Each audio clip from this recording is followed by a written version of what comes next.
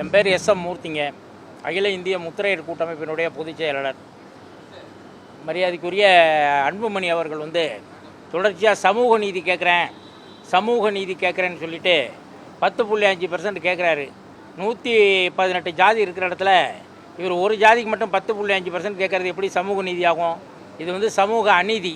இதை எதிர்த்து போராடுவதற்கு இந்த எம்பிசி பட்டியலில் உள்ள அனைத்து சமுதாய தலைவர்களையும் ஒருங்கிணைத்து ஒரு பேரணியாக முதலமைச்சர்கிட்ட மனு கொடுக்குறதா இன்றைக்கி நாங்கள் சிஎம் செல்லில் சொல்லியிருக்கோம்.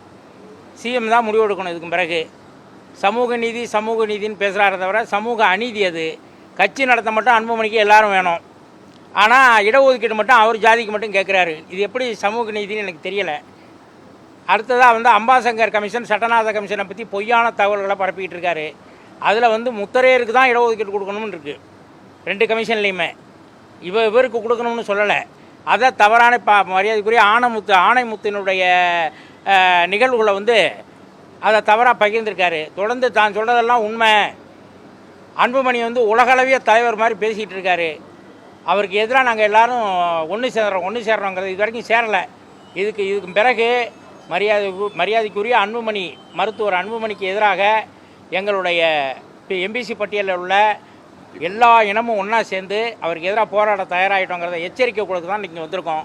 இதை மரியாதைக்குரிய முதலமைச்சருடைய கவனத்துக்கு கொண்டு போகிறோம். அவர் எந்த அளவுக்கு இதை ஒரு வேகமாக எடுத்துக்கிறாங்கிறத நாங்கள் தான் முடிவு பண்ணணும்.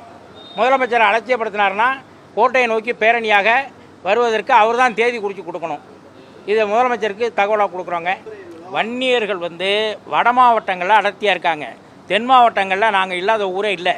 இன்றைக்கி 40 தொகுதியை வெற்றியை நிச்சயிக்கக்கூடிய இடத்துல நாங்கள் இருக்கோம். இன்றைக்கி அதிமுகன்னு ஒரு கட்சி இருக்குன்னா அது முத்திரையரால் தான் இருக்குது கட்சியை. எங்களுடைய ஓட்டை வாங்கி தான் அவங்க கட்சியை நடத்திக்கிட்டு இருக்காங்க. ஆனால் பங்கு பல பேர் கேட்டுக்கிட்டு இருக்காங்க. அதில் எங்களுடைய மக்களுடைய அறியாமையை பயன்படுத்திக்கிட்டு எங்களுக்கான உரிமையை இது வரைக்கும் விட்டு கொடுத்துட்டோம். இனி விட்டு கொடுக்க தயாராக இல்லை. அன்புமணி சொல்கிற மாதிரி அந்த பட்டியலில் இவர் தான் அதிகம்னு கிடையாது. அதில் அதிகமாக இவரை விட அதிகமாக இருக்கிறது முத்திரையர் சமூகம் தான். ஆகவே முத்திரையர் சமூகத்துக்கு தான் இந்த உரிமைகள் எல்லாமே போய் சேரணும். முதலமைச்சருக்கு எதிராக ஒன்று சேருவோம். எங்களோட உரிமை பறிக்கப்படும் போது யாராக இருந்தால் என்ன இருக்குது? அது முதலமைச்சராக இருந்தால் என்ன இருக்குது? பிரதமராக இருந்தால் என்ன இருக்குது?